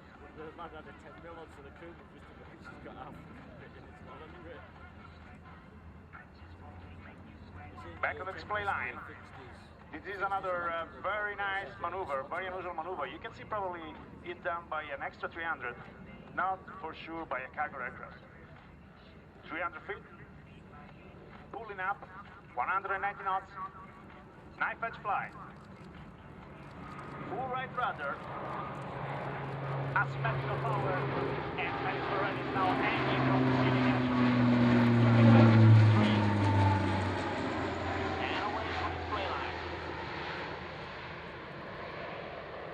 Nose is going high, and this is a very impressive roll under from the C-27J, right in front of you. And Major Brady asking for clearance for landing. 3Gs again for downwind. The landing obviously is not a normal landing, will be an assault landing. They will keep their altitude till they are right on the edge of the runway and will be an assault landing sped up. Sparrow 30 is clear to land, surface wind 290 degrees, 12 knots. Clear to land. Viper Fairford ground, your start is approved. And temperatures +15. Full aileron, 30,000 feet per minute descending, and now coming to land. dispatched now right in front of the public. And now to the town.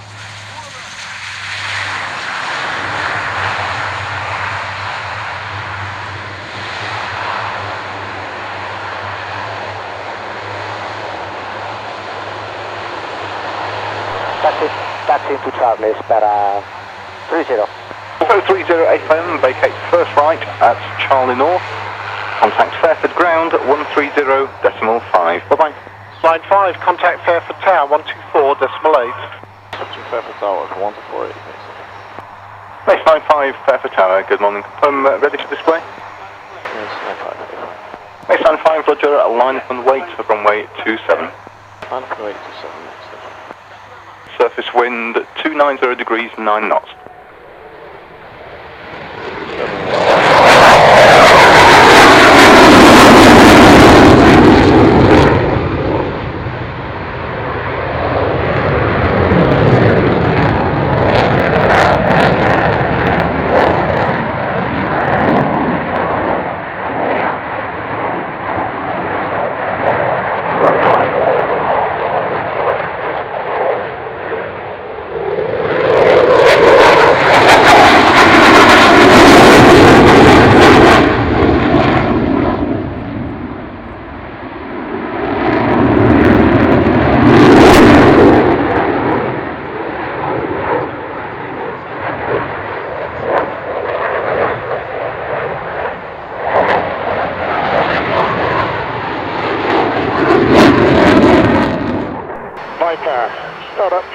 Start up.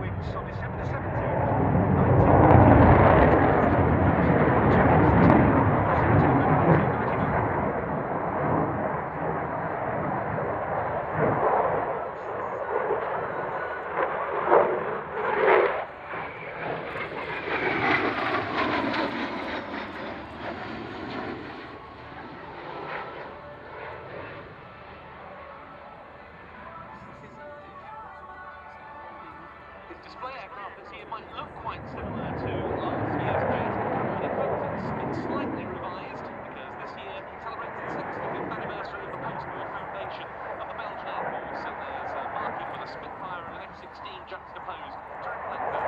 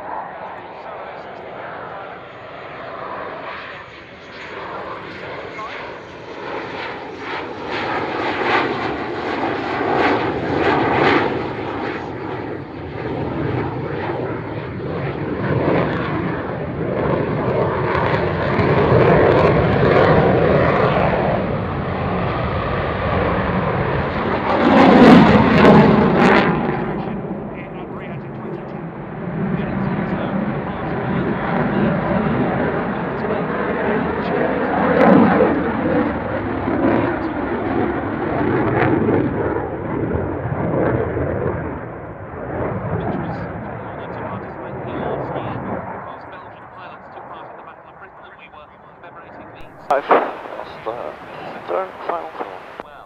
95 is clear to land, surface wind 300 degrees, 12 knots.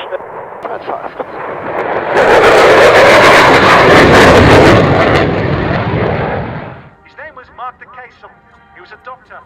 He served in the Belgian Air Force on search and rescue helicopters before becoming a general practitioner. He was a true friend of this air show. His jacket with its many Air Force patches hangs in his memory in the Fiat enclosure this year. This music you hear, Elgar's wonderful Nimrod, was a piece he held very dear to his heart.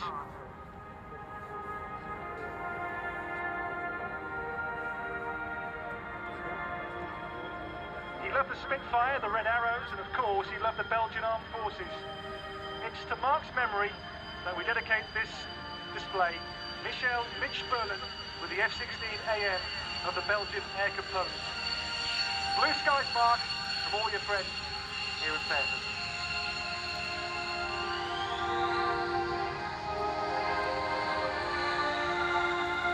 Contact Fairford ground 130.5. Touching ground, 130.5. Team Viper and leader 1 via Bravo, enter runway 27, but no further east than Charlie. The one with Viper entering at Bravo, vacate Charlie North. Team Viper on turnaround, you are cleared for takeoff runway 27, the surface wind is 270 degrees at 8 knots. Clear takeoff, copied the wind, Viper. The 6 copied, and Fairford be advised you've got a hair vacating the runway on the northern right tip. Viper, that's understood. Do you still have to depart? Hey sir, it's sitting watching us. Viper, roger, and the surface wind 310 degrees at 10 knots, still cleared for takeoff. Clear takeoff, Viper running up. In this group, a pair of Flap 1, go. and that ex-Franu GA-11.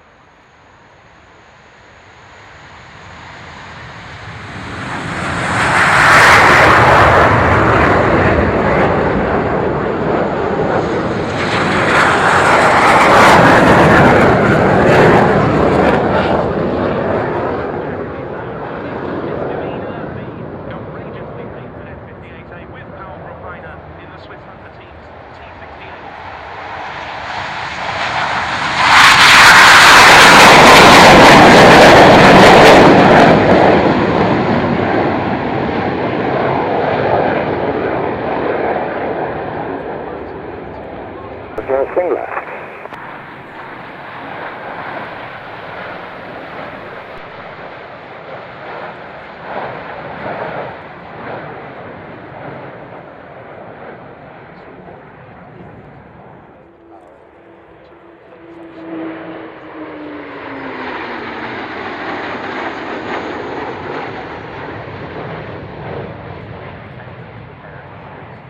So 5 and 6 detach, call clear. 5 clear. Clear. Viper, box, go. 5 and 6 from tower, you are clear to land, surface wind 290 degrees, 15 knots.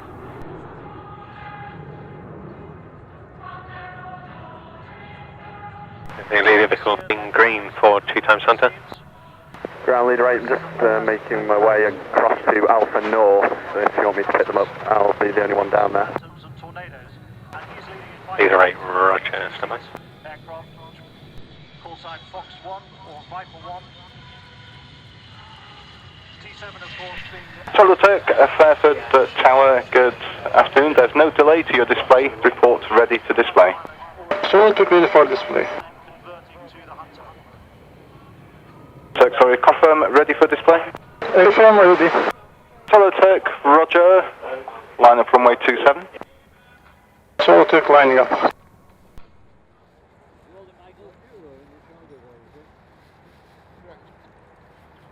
Now you see the smoke on to give you a better presentation.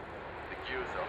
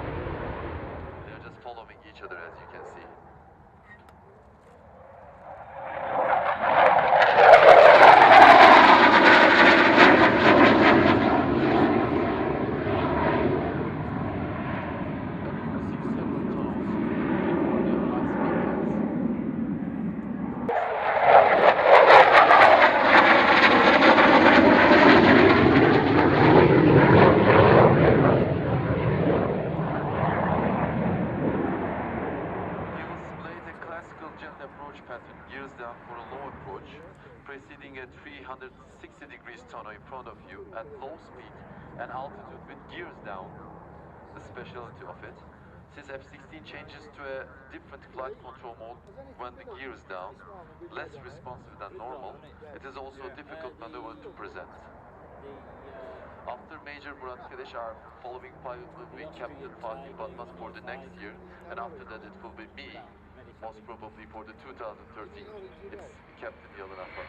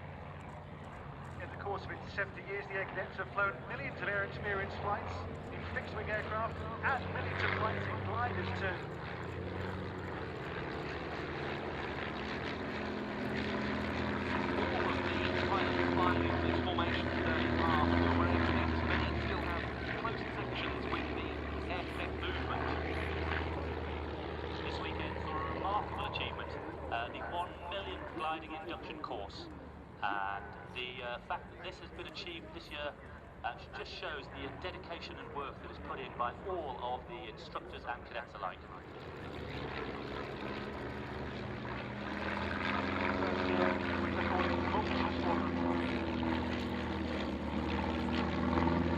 Interesting to note that John Higgins is the Chinook there.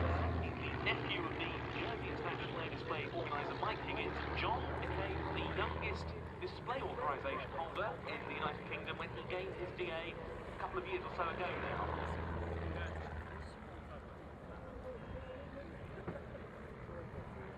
Flying training for over 3 decades. There are now 17 squadrons around the country that fly at weekends and public holidays.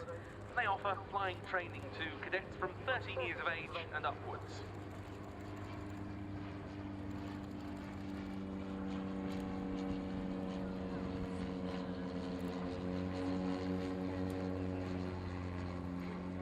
Which is appropriate because the motto of the cadets is Venture, Adventure.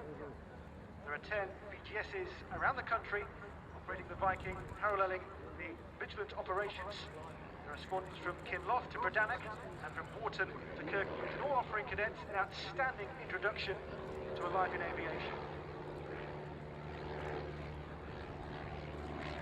The gliders, the historic gliders in this flight path, provided for us very kindly by the historic flight of 621 Volunteer Gliding School at Lavington in Wiltshire.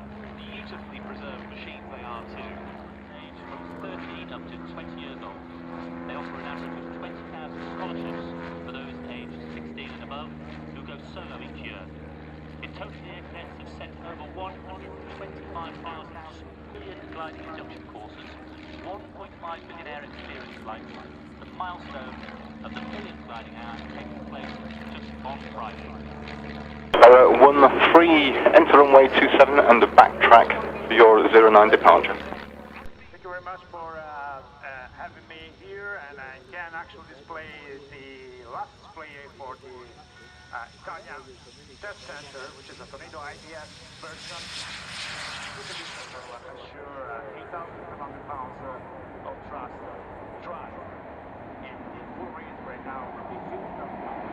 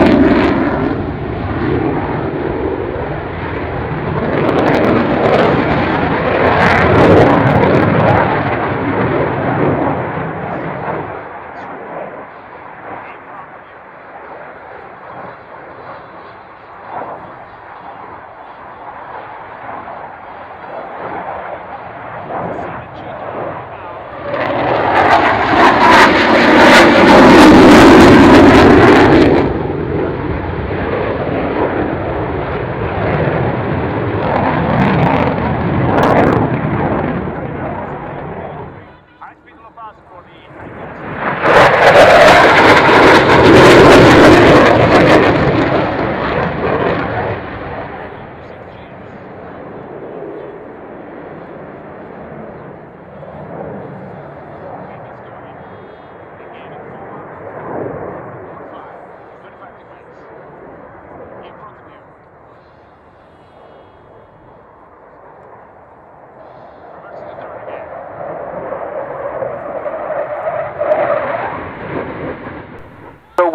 is clear to land. Surface wind is 280 degrees, 12 knots.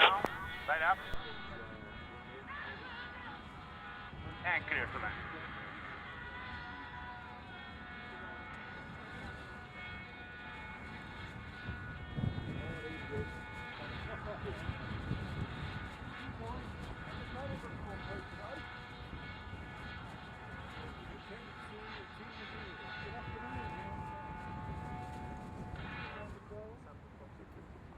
Major Valdus is now touching down. Full reverse on the airplane.